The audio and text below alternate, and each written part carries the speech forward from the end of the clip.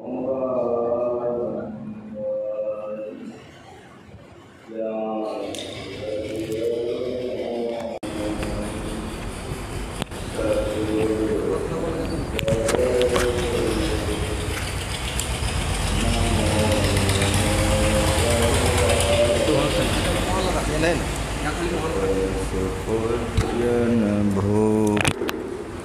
बंदा गुरुपद कंज कृपा सिंधु नररूप हरि महामोह तम पुंज सुवचन रवि करन कर धन्य धन्य सतगुरु सुखद महिमा कही न जाए। जो कछु कहूँ तुम्हारी कृपा मोते कछु न बसाए। बोलिए प्रेम से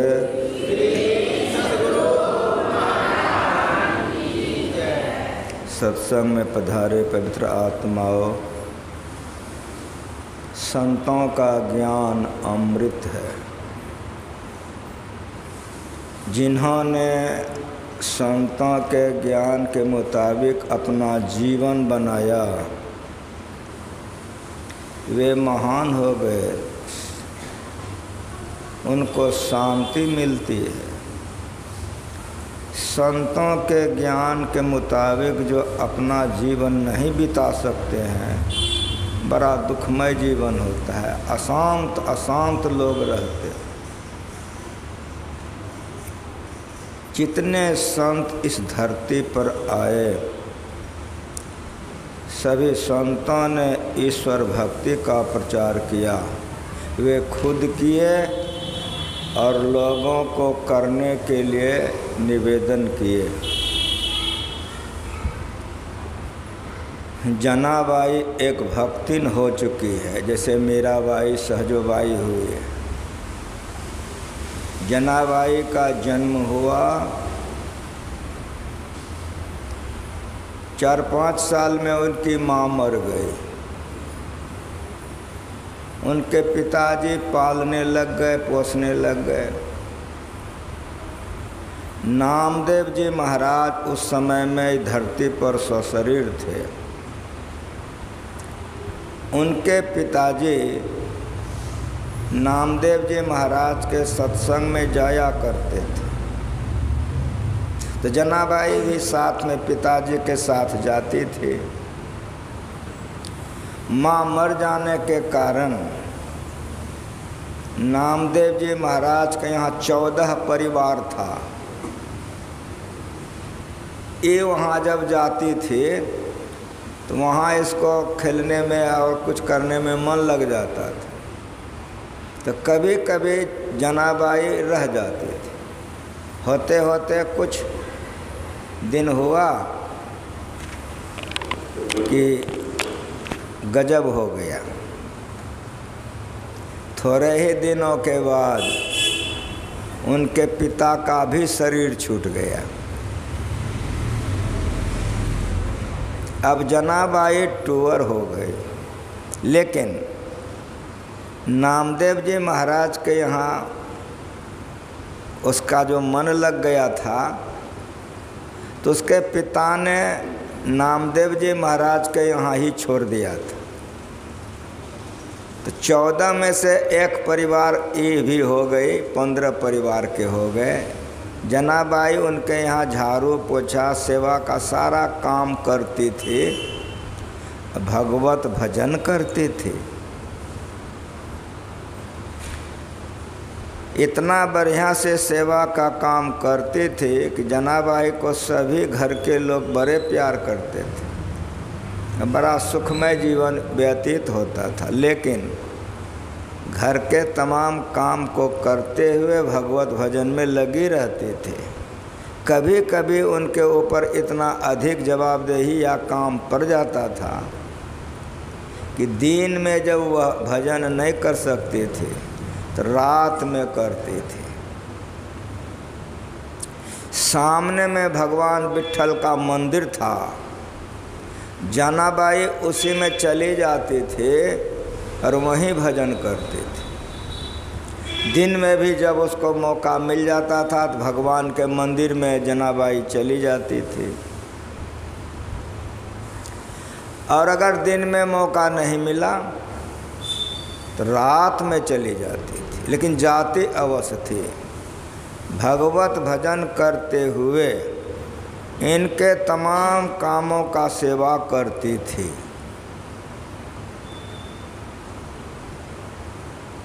भगवान के चढ़ौआ में लोग बहुत तरह के चीज़ चढ़ाते हैं।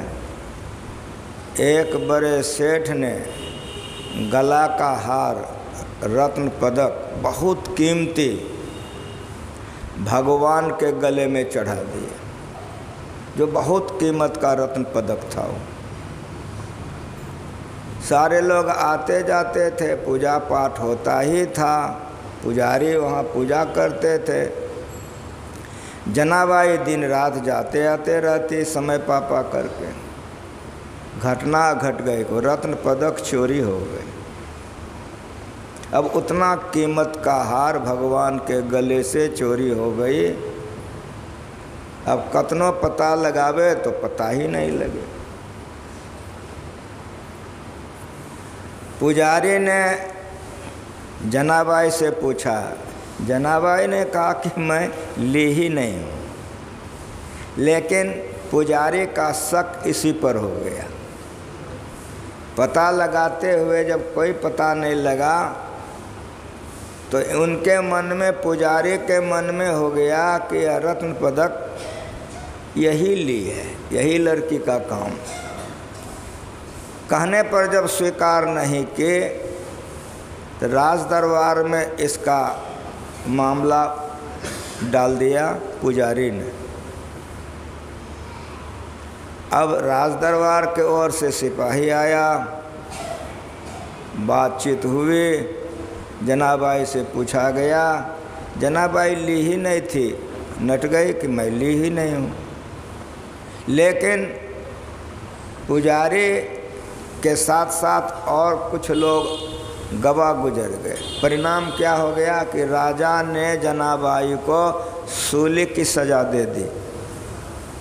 उस समय राजा का राज्य चलता था। इस सूली की सज़ा सुनकर के लोगों में हाहाकार मच गया। ये टूअर बच्चा, इतनी सीधी, भगवान का भजन, इतना कम उम्र, ये बड़ा खराब हो गया। आज अब जनाबाई का सूली है। लोगों का तो वहाँ तांता लगा हुआ था और भक्तों की भीड़ बेसी थी, क्या कि वह भक्तिन थी। सूली की सज़ा अब संसार में कहीं नहीं है, सब जगह से उठा दिया गया। फांसी की सज़ा अभी भी है। नोकीले कीलदार लोहे पर गुदा मार्ग से बैठा दिया जाता था।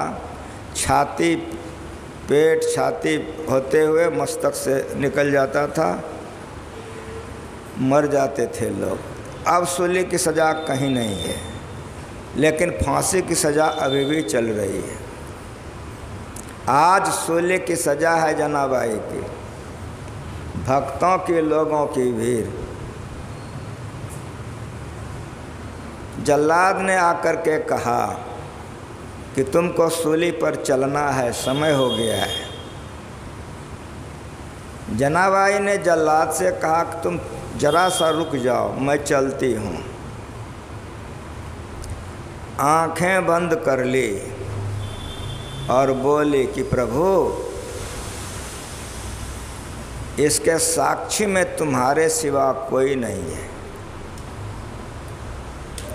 और इस धरती पर भी मेरे लिए तुम्हारे सिवा कोई नहीं है। मैं मर जाऊंगी, मेरा शरीर छूट जाएगा, इसके लिए मुझे थोड़ी भी मालिक चिंता नहीं है।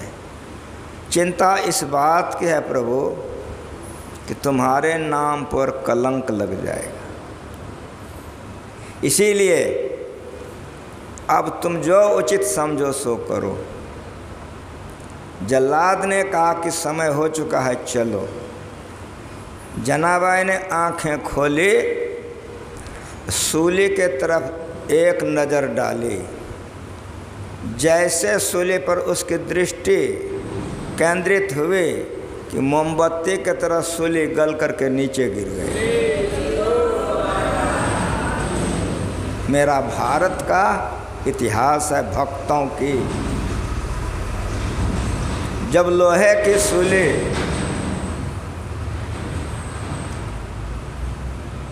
मोमबत्ती के तरह गल के गिर गया, भक्तों में इतनी खुशहाली हुई कि जनाबाई को गोदी में लेकर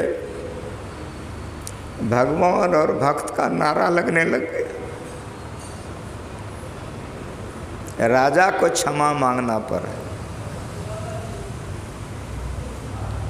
ये भक्ति की शक्ति है।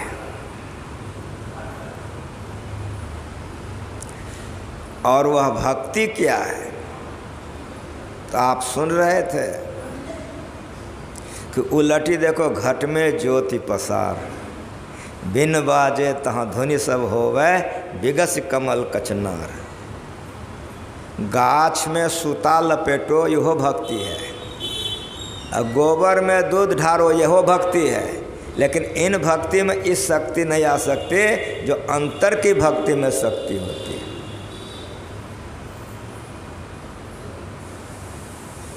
उलटी देखो, उलटकर गोया बहिर्मुख से अंतर्मुख होकर के भक्ति करो। बहिर्मुख होकर भक्ति करोगे तो बहिर्मुखी भक्ति में इस शक्ति नहीं हो सकती है जो अंतर्मुखी भक्ति में शक्ति होगी। उलटी देखो, उलटकर उलट पाछलो पैरो पकड़ो, पसरा मना बटोर। कहे कबीर सुनो भाई साधो, तब पै हो निज ठौर। संतों के वाणी में उलटने की बातें आती हैं। तो उलटने का मतलब यह नहीं कि पैर को ऊपर करके माथा नीचे कर दो। हम यहाँ के व्यवस्थापक से कहे थे कल भी कि सत्संग के समय में आप लोग एक तो पहरा पर रहिए कि सत्संग के समय में जो लोग सामने आते हैं ये आप लोगों को अच्छा लगता है। एक आदमी वहाँ नहीं रह सकते हैं। कल भी हम कहे थे लोग तो नहीं जानता है, जनानी आएगी मर्दाना आएगा, लेकिन आपके व्यवस्था में से एक आदमी वहाँ रहना चाहिए ना। मैं यहाँ के व्यवस्थापकों से कई बार कह चुका हूँ, ये बात हमको अच्छी नहीं लगती। और मेरी बात सुनिए कि जो कहने का धार होता है वो फर्क पड़ जाता है, सबों की मनोवृत्ति उधर चली जाती है। एक आदमी वहाँ रखा कीजिए गेट पर, माँ बहनें आवे तो उधर बैठाइए, और पुरुष लोग के लोग आवे तो पुरुष में बैठाइए। यहाँ के व्यवस्थापकों की यह ढीलपना हमको पसंद नहीं है। एक आदमी सत्संग के समय में वहाँ गेट पर अवश्य रखिए। यहाँ के गणमान्य सत्संगी जो लोग हैं तो ठहरा होकर के सुनिए और ये काम भी कीजिए। संतों के वाणी में उलटने की चर्चा आती है। उलट पाछलो पैरो पकड़ो, ये रास्ता अंदर का है, बाहर का नहीं है। उलटी देखो घट में ज्योति अपा पसार। बहिर्मुखी भक्ति में मन केंद्रित नहीं होगा और ये ताकत और ये शक्ति और ये बल नहीं होगा। लेकिन जो अंतर्मुखी भक्ति करेंगे उनमें ये शक्ति आती है, ताकत आता है। और उपनिषद में आपने सुना बिंदुनाद महालिंगम शिव शक्ति निकेतनम, ये शरीर शिवाला है, ये शरीर ठाकुरवारी है, इसीलिए इस शरीर को पवित्र रखिए। बाहर में हम लोग शिवाला बनाते हैं, ठाकुरबाड़ी बनाते हैं। उस ठाकुरबाड़ी में बैठ करके कोई शराब पिए, अंडा खाए, पसंद है ना आप लोगों को? हाँ कहिए। शिवाला में जा कर के शराब पिए, पसंद है ना? आपका बनाया हुआ शिवाला है, मिट्टी से, ईंटा से बनाए हैं। आपका बनाया हुआ शिवाला है, आपका बनाया हुआ ठाकुरबाड़ी है। यदि वहाँ बैठ कर कोई शराब पिए, अंडा खाए तो आपको पसंद नहीं है। ये शिवाला किसने बनाया है? आप ही ने बनाया है। हाँ कहिए। कुदरती कावे के तो मेहराब में सुन गौर से, आ रहे धुर से सदा तेरे बुलाने के लिए।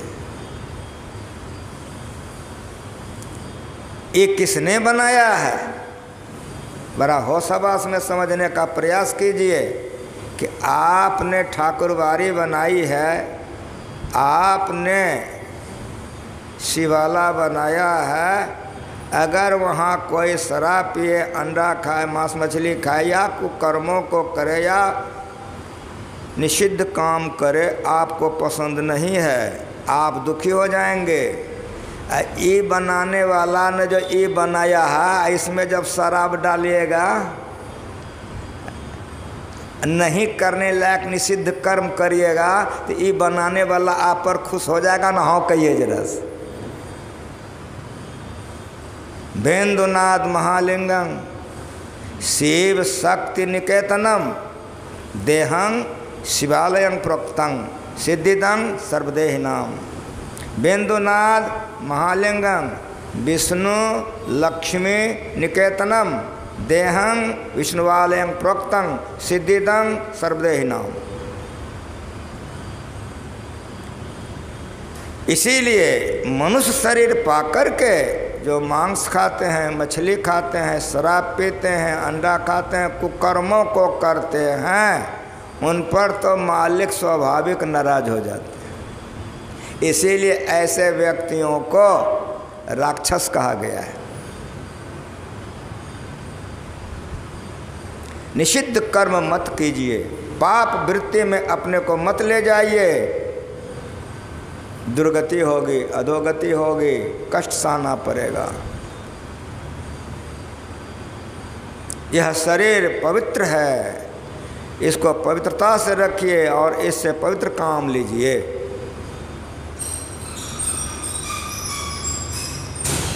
योग कहते हैं और ज्ञान कहते हैं। तो ज्ञान कहते हैं जानने को, योग कहते हैं जोड़ने को। योगहीनं कथं ज्ञानं। पहले जानिए कि वह परमात्मा कैसा है, ये ज्ञान है। इसीलिए भगवान श्री कृष्ण ने कहा है कि भूत को पूजने वाले भूत को, यक्ष गंधर्व देवता को पूजने वाले अनेक अनेक लोग लोकांतरों को जाते हैं, लेकिन जो मुझको पूजता है वह मुझको पाता है। जानिए कि वह परमात्मा कैसा है। जाने बिनुन होय प्रतीति, बिन प्रतीति होय नहीं प्रीति। प्रीति बिना नहीं भक्ति दृढ़ाई, जिमे खगेश जल के चिकनाई। पहले जानिए वह परमात्मा कैसा है, तब जो उसमें जुड़िएगा, इसी को योग कहते हैं। वह परमात्मा आदि अंत रहित है, असीम है, अजन्मा है, अगोचर है, सर्वव्यापक है और सर्वव्यापकता से परे है। ये नहीं कि सर्व में व्यापक होकर खत्म हो गया, ऐसा वो नहीं है।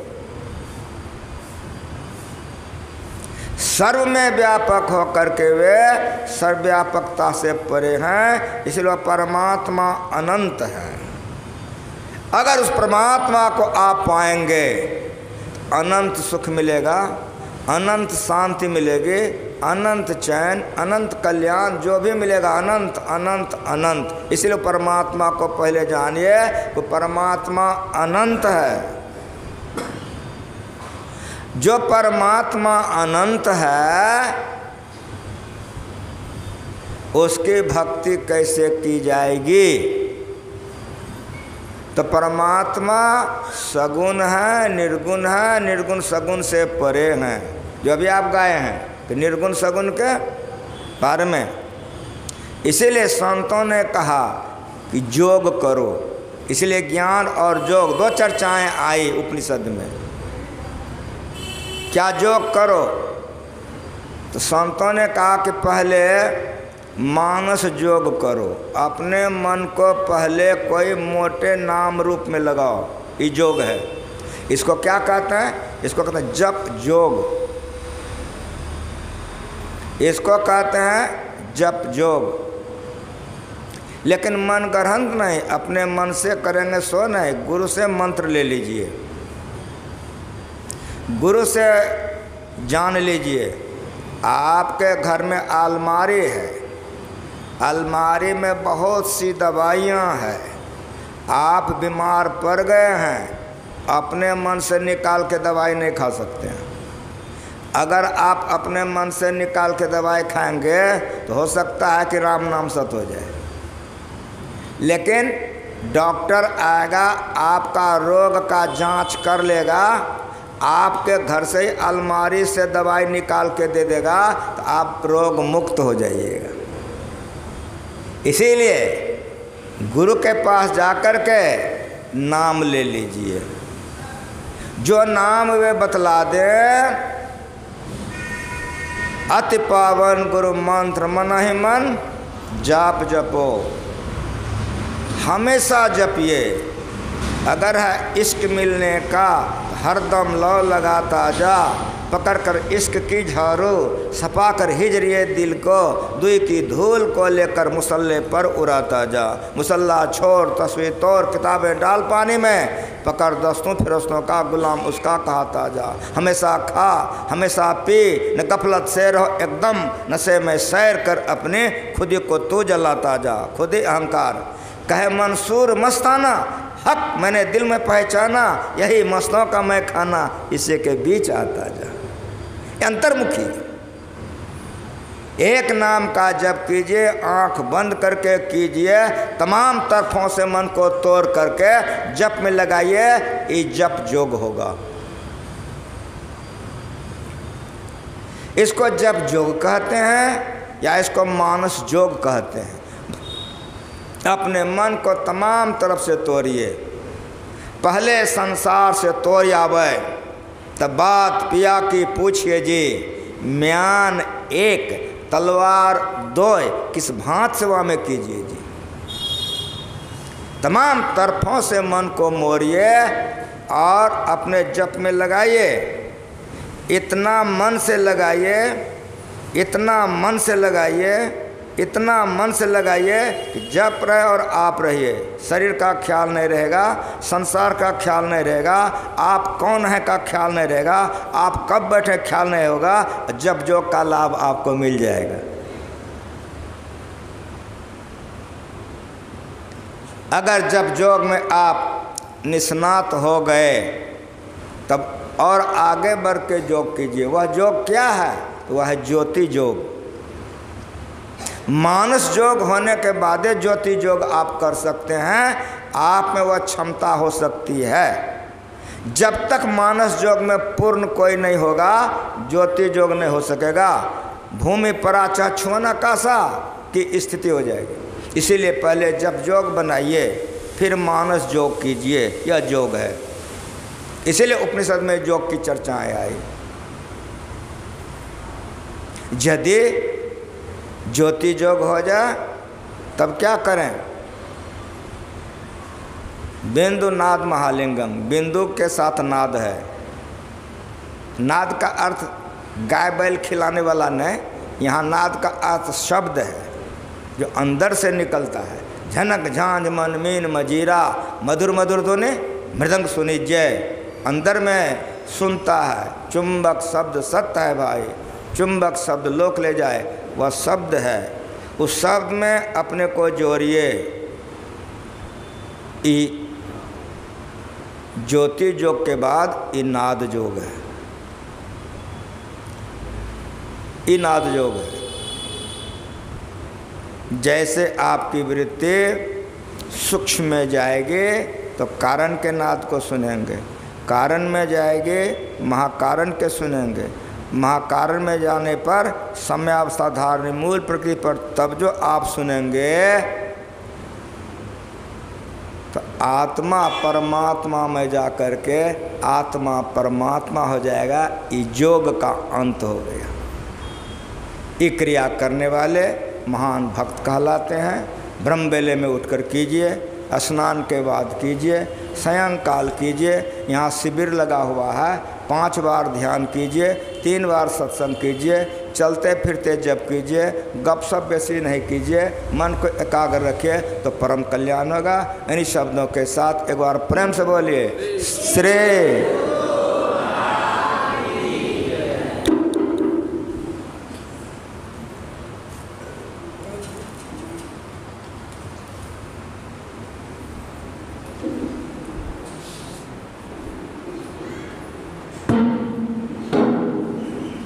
इधर कीजिए, इधर कीजिए।